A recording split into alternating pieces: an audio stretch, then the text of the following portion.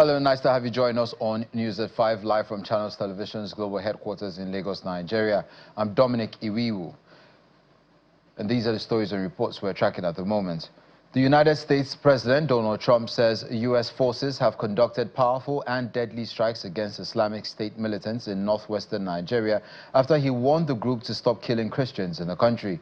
The U.S. military's Africa Command said the strike was carried out in Sokoto State in coordination with Nigerian authorities and killed multiple ISIS militants. A video posted by the Pentagon shows at least one projectile launched from a U.S. warship. A U.S. defense official said the strike targeted multiple militants at known ISIS camps, although it was not explicitly stated if the strikes were those that hit terrorists in Sokoto State.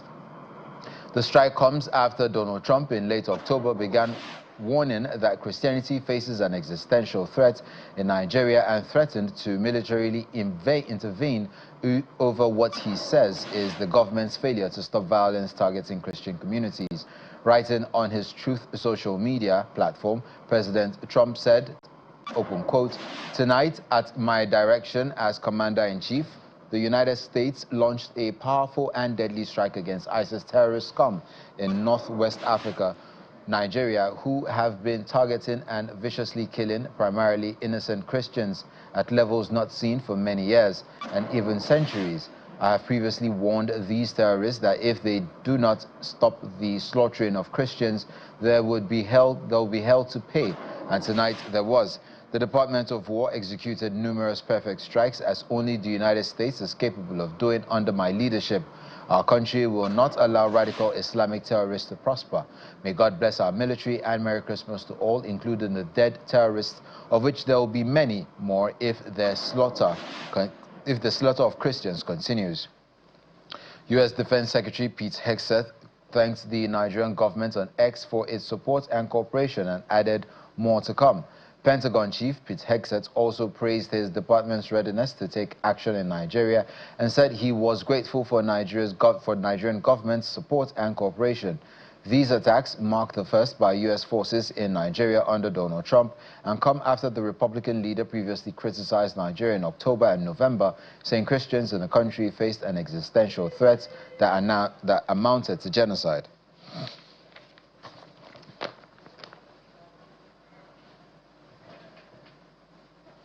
Now, those airstrikes were indeed confirmed by the federal government through a press statement issued by the Ministry of Foreign Affairs.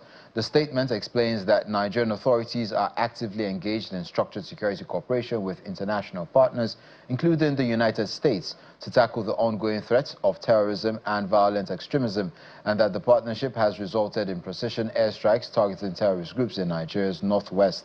According to the ministry, this cooperation follows established international practices and bilateral agreements encompassing intelligence sharing, strategic coordination, and other support measures fully consistent with international law, respect for Nigeria's sovereignty, and shared commitments to regional and global security. Nigeria's Foreign Minister Yusuf Tuga, who joined our breakfast program Sunrise Daily, says the strike is a result of a strategic partnership within the United States and puts to shame the impression that President Bola Tinubu has been foot-dragging over insurgency in the country.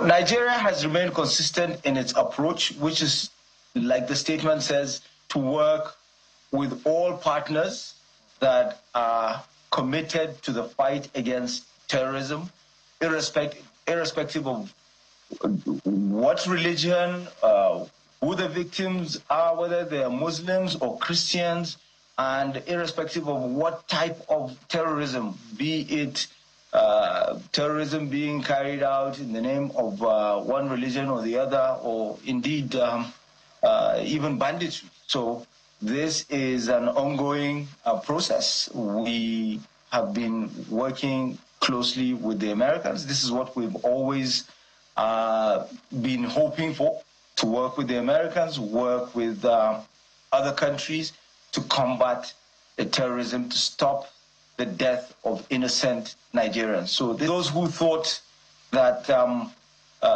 there was some foot dragging or, the government wasn't doing enough, it is a clear indication that we are committed and we are prepared to work with all comers.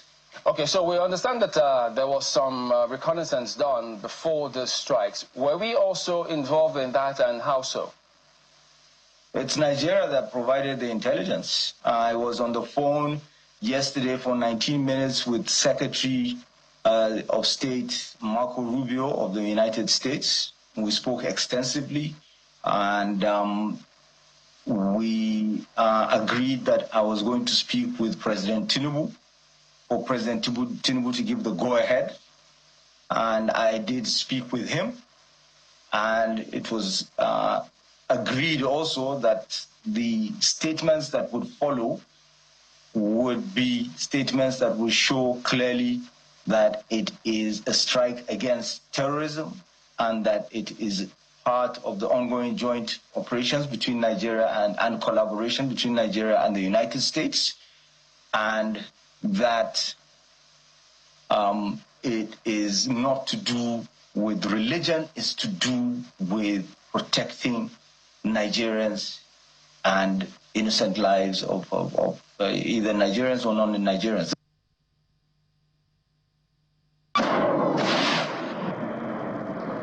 The minister also says the federal government continues to work closely with partners to weaken terrorist networks, disrupt financing and logistics, prevent cross-border threats, uphold kinetic counter-terrorism, and strengthen Nigeria's security and intelligence capabilities. This is something that we've been working on for a very long time, not just with the Americans, but with others in almost all our foreign engagements with countries that have any influence over the flow. I'm sure you must have been hearing about the illicit financial flow. This is something that has been going on. We discuss it in ECOWAS, we discuss it in the African Union, we discuss it bilaterally with countries such as the United Kingdom, because London is a financial hub. We discuss it with the U.S. because, the dollar is still the international currency or legal tender, if you will, and with China, with everybody at the BRICS. So it's clearly something. It's a no-brainer. This is something that we always discuss. And don't forget that we also have the non-kinetic approach to the fight against terrorism, which has been very effective. We have a safe corridor, prior to Niger opting out of this multinational joint task force because of the failure of this strategy in the Sahel to stop migration that brought about the coup. We were actually, one of our challenges was how to contain the number of people that were pouring in, surrendering, particularly Boko Haram.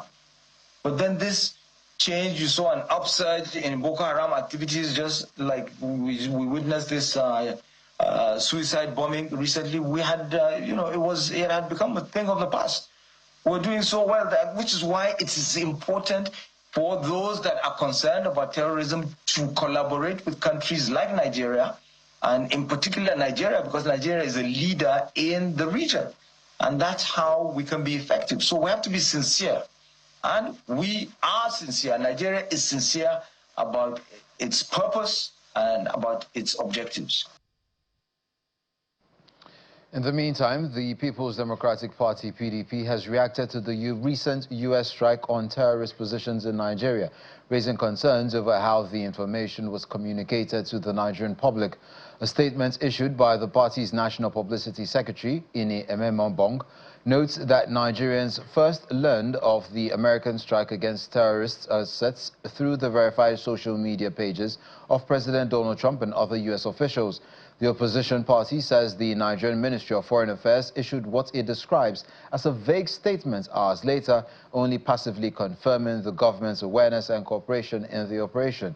The PDP adds that while it welcomes international cooperation in the fight against terrorism, it's expressed deep concern over a communication approach where foreign powers announce security operations before the Nigerian government does. The PDP insists that the method does little to reassure the public or support the federal government. PDP is also asking the federal government to ensure that defense agreements with the United States include joint operations. They argue this will improve knowledge sharing, strengthen Nigeria's capacity to combat insecurity, and prevent fully externally led military actions in the future.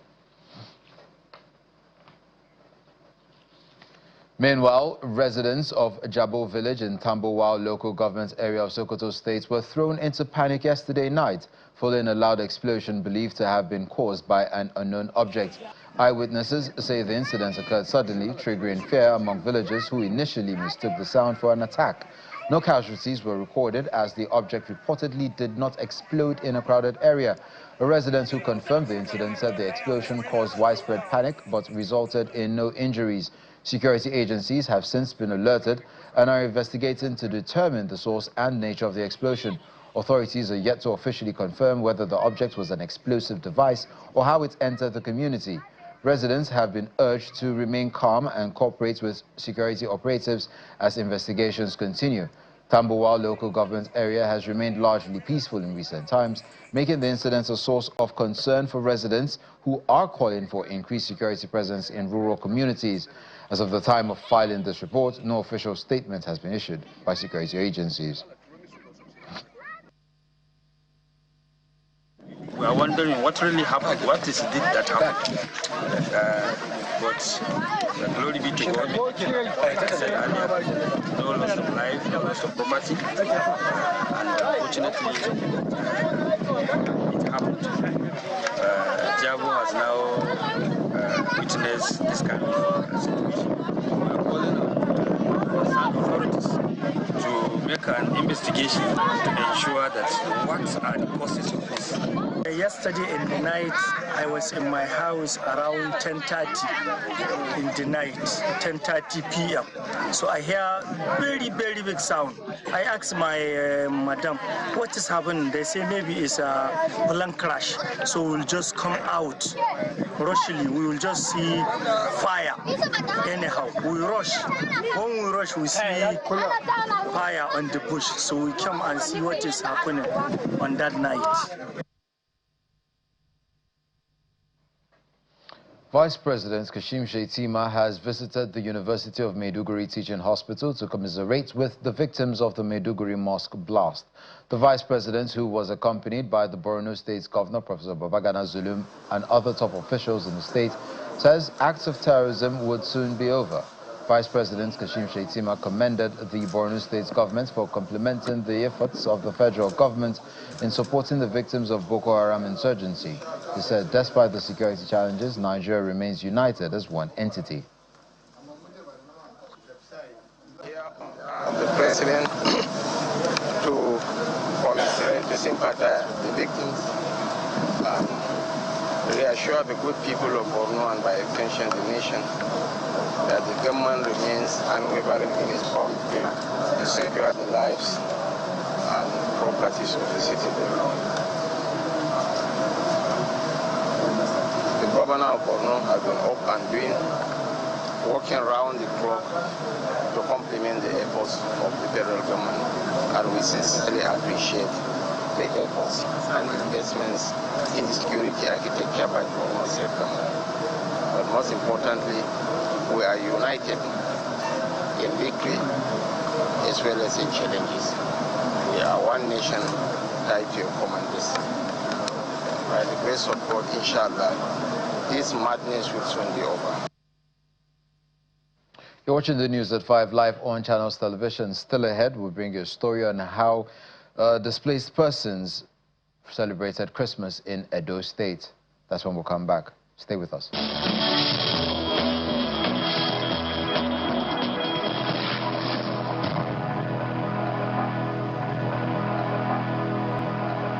Welcome back. As Christmas celebrations unfold across Nigeria, some communities are experiencing the holiday in vastly different circumstances.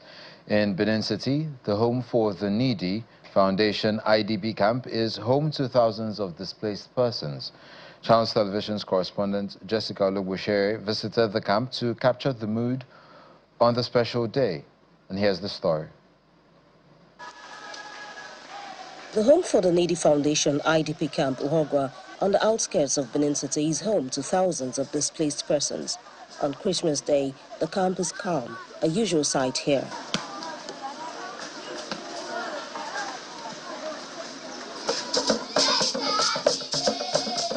festive party in sight, but the children are making their own fun.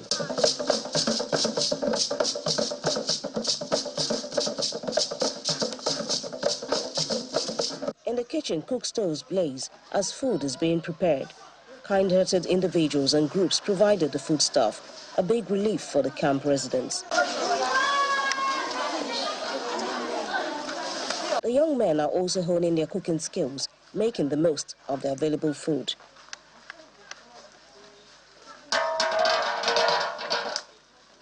For some, it's a quiet day for studying.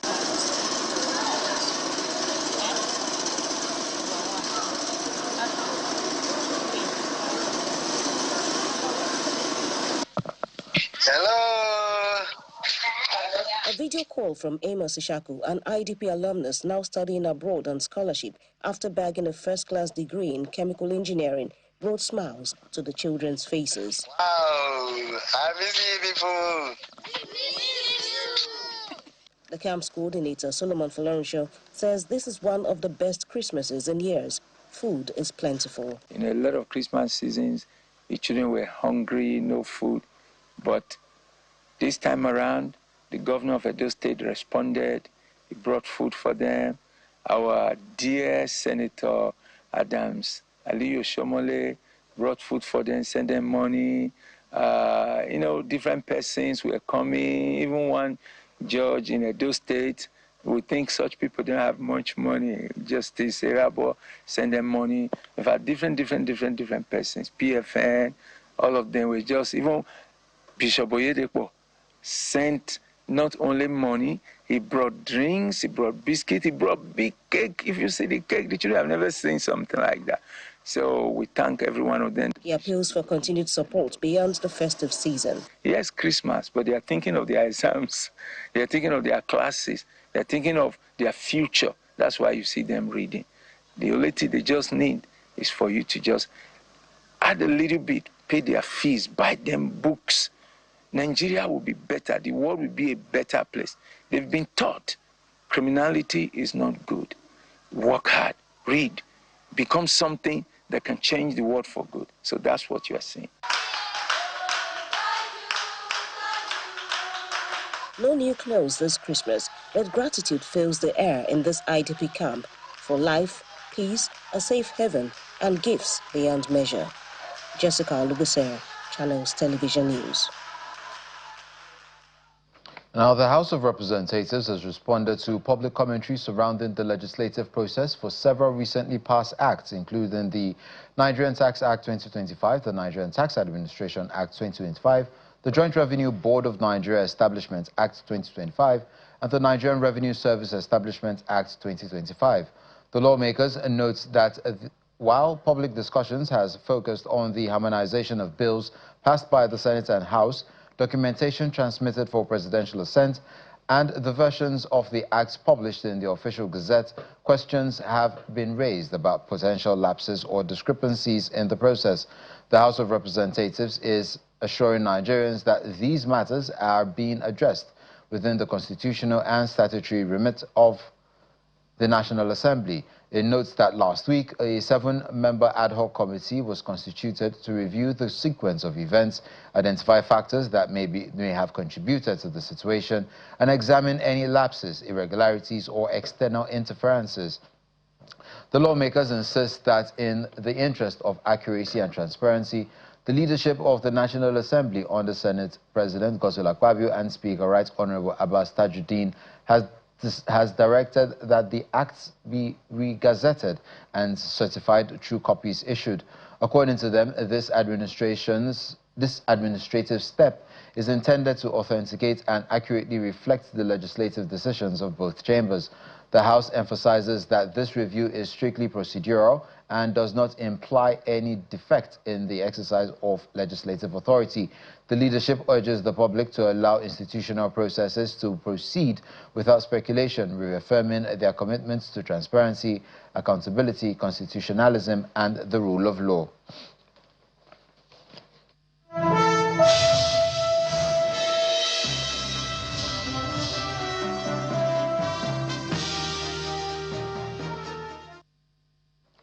In the world of business, the president has commended the Federal Ministry of Finance for securing a $1.26 billion financing package for the Lagos-Calabar Coastal Highway project, describing it as a major milestone in the delivery of one of Africa's most ambitious infrastructural developments. In a statement by the Special Advisor to the President's Information and Strategy, Mr. Bayo Nanuga, President Bola Tinubu praised the Ministry of Finance, the Ministry of Works and the Debt Management Office for their collaborative efforts in successfully closing the transaction. He reaffirmed the federal government's commitment to exploring innovative financing options to deliver critical infrastructure nationwide. Phase 1, Section 2 of the project spans about 55.7 kilometers, linking Eleko in Lekki to Ode Umi. The section is expected to open up key economic corridors, improve logistics, and significantly enhance national trade efficiency.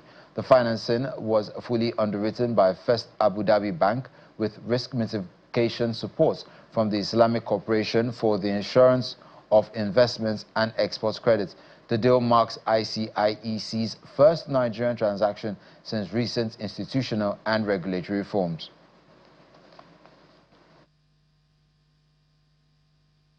The Cross River State Governor, Basio II, has signed the 961 billion Naira 2026 appropriation bill into law, describing it as a commitment to inclusive growth, social stability and economic transformation. Governor Otu explained that the budget prioritizes capital development with major investments in infrastructure, education, healthcare, energy and social protection, aimed at unlocking economic opportunities and improving the well-being of citizens. The signing took place at the Government House, Calabar, in the presence of the Speaker of the House of Assembly, Elvet Ayaben, and members of the House Committee on Finance and Appropriation. He commended the House of Assembly for its diligence and transparency, noting that collaboration between the executive and legislature would ensure effective implementation.